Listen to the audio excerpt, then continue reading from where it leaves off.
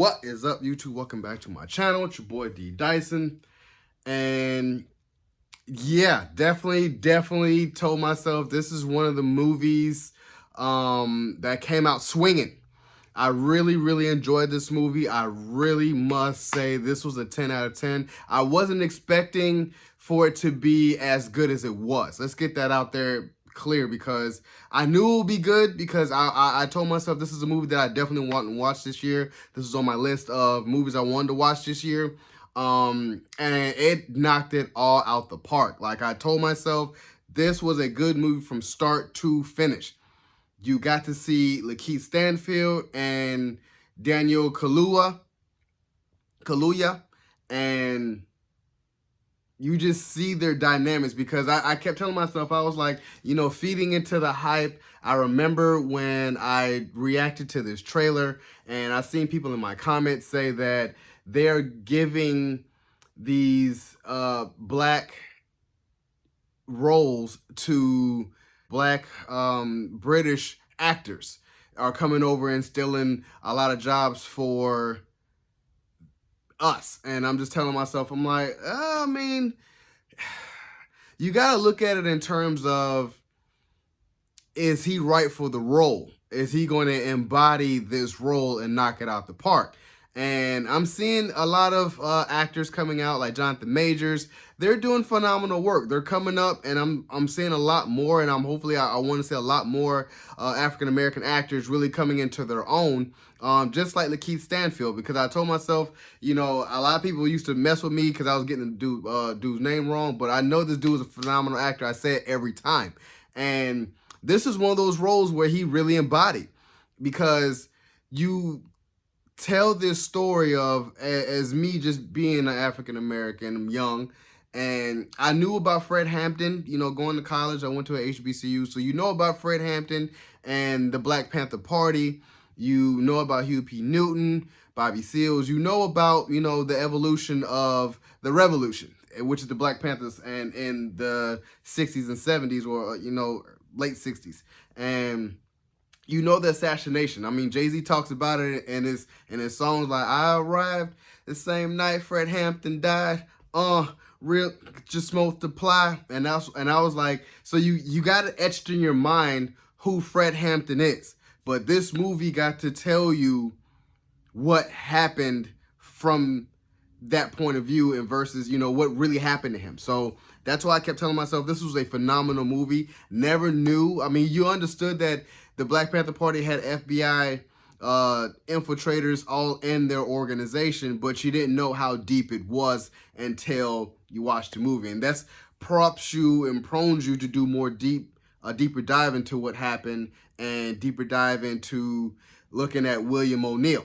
And like I tell myself, I'm like, I don't want to give too much away, but I just know at this point that you see that, William O'Neal was a car thief, and by being a car thief, he impersonated the FBI, and then they tell them, hey, in order for you to either go home, or you facing 6.5 years in life. So you see William make that choice, like, I'll do whatever you want, just make sure I don't go to jail. So he's been tasked to infiltrate the Black Panther Party and get as close to Fred Hampton as possible. And he was so successful to being that close to Fred Hampton that he was doing everything for him. And then just like he told the cop, and there was like, you really want me to get close to Fred Hampton, because on the outside looking in, this brother is phenomenal. This brother's immaculate. So he had compassion for him. Like, this man is a straight arrow. Like, he doesn't drink, he don't do drugs.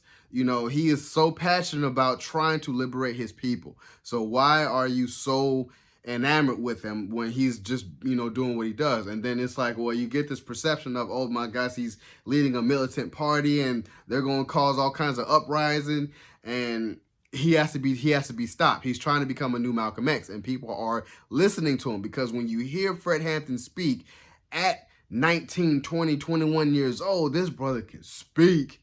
Like, phenomenal voice. This man can speak. Like, he was on the same cusp of a Martin Luther King, a Malcolm X, and you had Fred Hampton. This man can really woo the crowd and make sure that the crowd is understanding his point of view on life. And at that point in time in life, yes, he was very correct. So that's why it's like, you know, that was a threat to the FBI. So you get to see how William O'Neill got so close to this man, and it just takes you throughout how he got closer. And he just told the guy, like, just give me a car and you'll watch how I get close to Fred Hampton.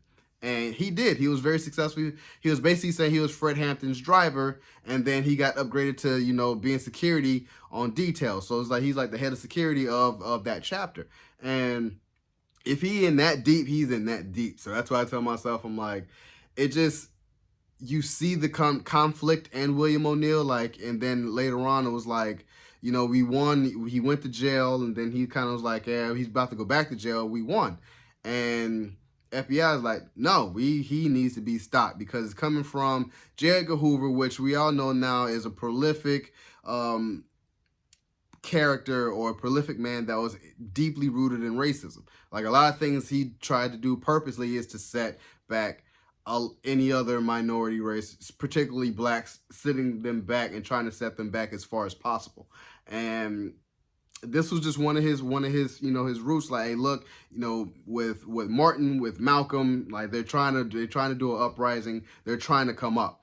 And no, we must do everything to eliminate that, to stop them. So that's why I tell myself, I'm like, you see the lengths that FBI go into to really get you spooked and really to make sure that you're gone.